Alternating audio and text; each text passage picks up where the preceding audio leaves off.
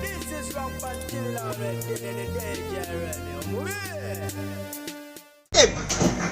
Government enyuma yonna n'ogikuŋŋaanya wamu bw'oti n'ogikutamya n'ogalula akasaale n'ogikuba ennyuma n'egatta bweti.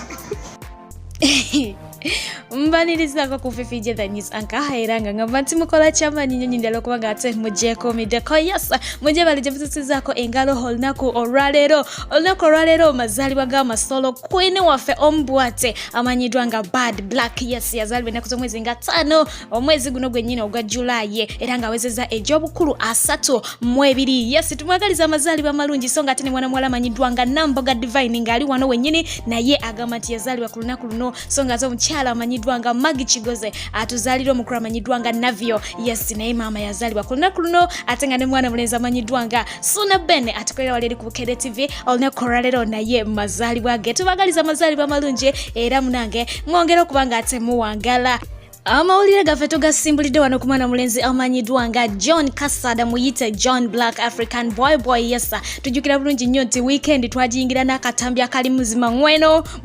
mu tuntu misana tukutuku era nga bangi bagenda maaso kubanga ate bajeregerera embeera yali mu katambi kano kakati no management ya John Black evuddeyo negenda maaso kubanga ate etegeeza ba social media in-laws na buli gwe kikwatako nti akatambi akakagenda maaso kubanga ate katambula sika John Black mutulekeemu ekisookera ddala ka video kalaisi nnyo singa oba okatunulidde engeri gye bakakwatamu n'ekifo mwe bakakwatira ekifo kya layisi mwana mulenzi ntasobola kubanga ate agenda mu bifo ebifaananako bwebitiyo okitegeera era bwe batino bagenda mu maaso okututegeeza nti bakitaddemu poliisi okubanga ate agenda mu maaso okuzingako buli omu agenda mu maaso okubanga atambuza olugambo ng'agamba nti oyo John Black era nga bagenda kuzuula n'omuntu omutuufu ali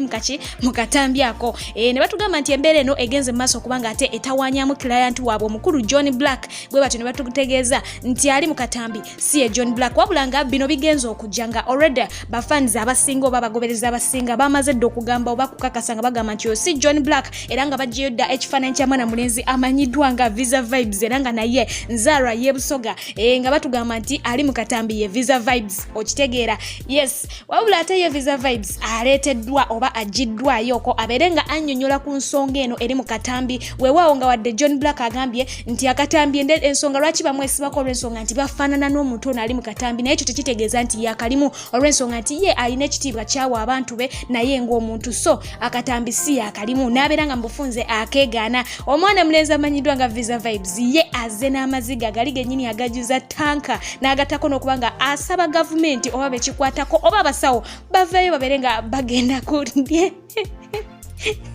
ku DNA bakebere akatambi kano naye bamukebere bakakase obaye bwabanga bwagamba fine baleeta abasawo batwala akatambi ako bakakebere bamwe babalina engeri yonna gavumenti kyesobola okunyamba mukebera akatambi ako aba bakatwala mu DNA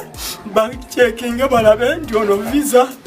abati visa oba muntu wundi kuba abantu bafaanagana ino munsi muno ezira kyendidi waire kirala nkidi wano tulina abasawo bangi bakwata akatambi nange kennyini wendi batutwale ku DNA n'akatambi balaba omutuufu yani bwekizuuka ensi yaddemu okumpanishinga mu ngeri yonna. Sony Visa Vibes ye nakobye nti Betty nali mu katambi naye akeeganye kati oba ani ali musimanye naye ng'atakudako ku mwana omuwala amanyidwa nga Diana n'abatanzigwe tumanyi obulungi ennyo nti naye abadde awere nemba n'ensonga z'akatambi munange tubadde tuli awo Rasta nga bamusazeeko mu yafesi ye bamubuuza ku nsonga z'akatambi kano jjukira nti akatambi akalamba kamala ne kavaayo ne tugenda mu maaso okubanga tetukanyonyoka ne tulaba ne tutegeera bulungi nnyo nti omukyala ali mu katambi si Diana n'abatanzi kakati no ye Rasta agenze mu maaso okubanga atutegeeza nti akatambi ako kemulaba akalamba mwe kemulowooza nti ddala oyo si Diana n'abatanzi bajweteseka jweteke kituufu kiri nti Diana yali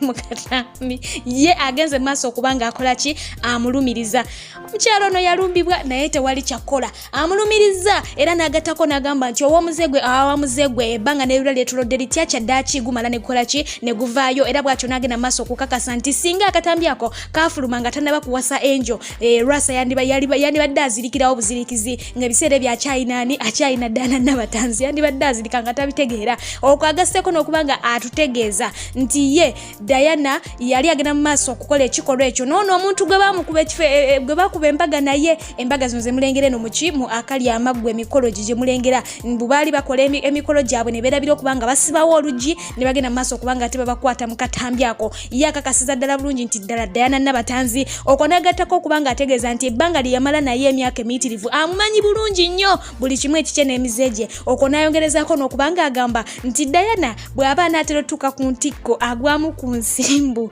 era mu katambyako eddala omuwala lyeyina lyamulagira ddala bulagizi nti oyo ddala ye Diana kubanga mbu Diana agwa ku nsimbu ng'atuuka ku ntikko munansonyiwa naye banange tekyebereka omusajja alemedde ku munne mu ngeri etategerekeka naye nga ye lwasa bwati bwageze mu maaso okubanga ate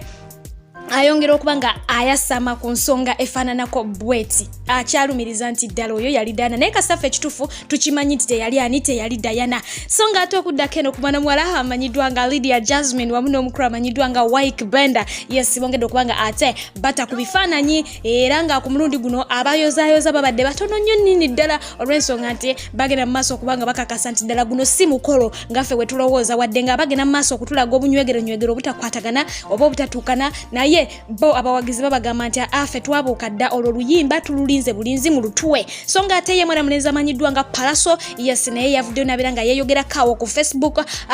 account ye nti page ye bagihakinga era bw'atyo n'ategeeza abawagizi be okubeera abagumu nti ye ne management ye bagenda mu maaso okubanga balaba engeri gye basobola okubanga bagizza oba bagikomyawo ddala okubanga ate batandika bupya baagala kulwana kulaba nga bagijjako oyo eyagenda mu maaso okubanga agibba embeera bw'etyo bwefaanana. Abakyala n'abaami kambanjulire Sheikh Musa Sinani omulombi w'eddwa ng'onaavumula n'okutangira endwadde ez'enjawulo omuli amajinni ebisiraane bakuba onoonya mulimu mukyala oba mwami weetaaga mukisa olina olutwe n'ebirala bingi nnyo gwamwetaaze musange wankulu ku kisaawe oba mukubire ku nnamba y'essimu 0752 95 4317 oba omuweereze ka message ku WhatsApp 0782 79 49 22 ye Sheikh Musa Sinani tosubwa yangu wawonyezebwe. Yes, alright. Embeera bweti bwefaananye eruyi eyo hata okudako ku mwana muwala amanyiddwa nga Karungi Shiba yes kijjukira bulungi nnyo nti ku social media awo mu ba in-laws waliwo olutalo olugenda mu maaso wakati wa Shibaholics ne ba Spicy ba Team Spicy nga bagamba nti Spicy yasinga abala Holic yasinga kakati no wenjogera yes yo musumba yavuddeyo dda yafunye dda okulabisibwa n'abeera nga asala empaka zino ezigenda mu maaso kubanga zikwajja mu ba social media in-laws n'abeera nga ate atutegeeza okusinzira ku kulabisibwa era ngoyo simulala ye Pastor Tumusime Joseph yavuddeyo n'abeera nga ate ategeeza nti ye afuna okulabisibwa nga alaba nti Shiba eggulu lyokka lyerinza okuba nga limulemesa naye ebisigadde tebigenda kumulemesa olw'ensonga nti ono agenda kuyimba music ali class akwate ku nsi zonna ku mawanga gonna aga Africa n'ageeri gonna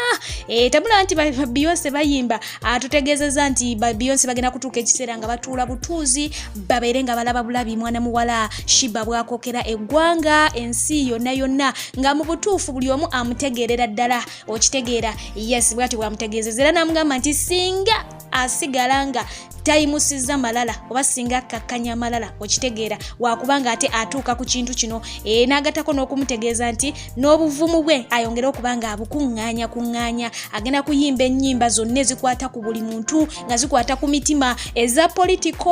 politics n'ezitali za politics bwatyo bwageze mu maaso okubanga ate amulagula kakati ndowooza ba Team Shiba Team Spice Diana okulagula okwo kuba kugenda mu maaso kubalaga nti munnange ono ye ate yabasukkako okubanga ensi yonna egenda kubanga emuwuliriza nga n'omuwarabu asobola okumuwuliriza nga n'omuyindi asobola okumuwuliriza kwegamba kiba kigenze wala awo wetuyimiridde oba wetutuuse essaawa eno amawulire gaffe gensobodde okuba nga ate nkutusaako wabula nga ate mwana muwala amanyiddwa nga kusaasira Solome nkulamusizaako Teddy Nasuna nkulamusizaako mwana mulenzi amanyiddwa nga Rocky Mario webale kugyekumirako ate nga naawe amanyiddwa nga Nasima Agatha webale kugyekumirako ate nga naawe Eroni okuva e Saudi Arabia webale kubaako nnyo yes muganda wange amanyiddwa nga Robert okuva e Qatar nkuyagala byansuso mubeera bulungi hatakumira mpeera bankumire mwerawa